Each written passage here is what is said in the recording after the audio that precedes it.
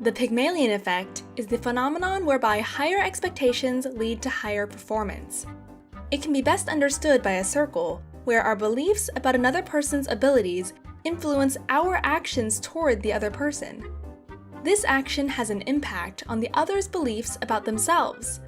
The beliefs about themselves cause the other's actions toward us, which again reinforce our beliefs about that person. And so on, and on, and on.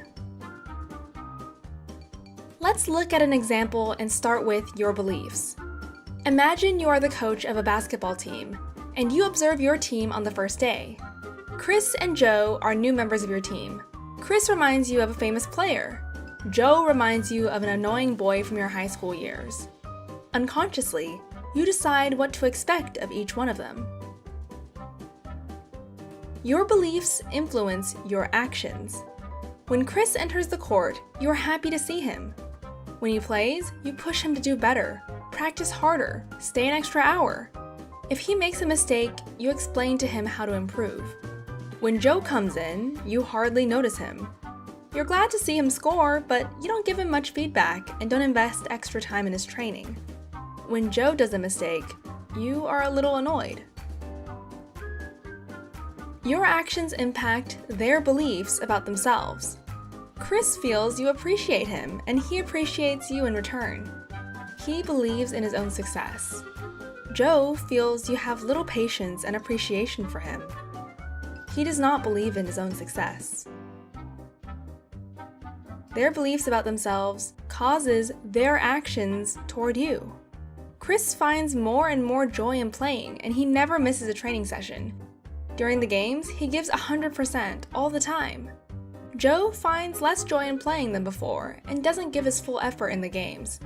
He starts to miss the training sessions sometimes, which reinforces your beliefs about them. You see how Chris enjoys playing, how he trains hard and shows a fast increase in his performance. Joe seems not to be very motivated. His skills don't increase as much, and he starts to show up less. You knew it right away. Thank God your instincts were right. The Pygmalion effect is also known as the Rosenthal experiment, named after a research of Robert Rosenthal at Harvard. In a first study, he challenged test subjects to coach rats through a maze. Half the group were told their rats were extremely intelligent and specifically trained. The other half were told that their rats were dumb. In fact, the rats were all the same. During the experiment, however, the smart rats performed well better than the dumb ones. This showed how the expectations of the coaches influenced even the performance of rats. Rosenthal then did the Pygmalion in School study together with Lenore Jacobson. At the beginning of the school year, a group of elementary school teachers were told that some of their new pupils had extraordinary talent and potential. This information, which was completely made up, was given about random average students in each class. All students had done the IQ test in advance. By the end of the year, the students that were described as more talented had significantly increased their performance in the IQ test compared to the rest of the class.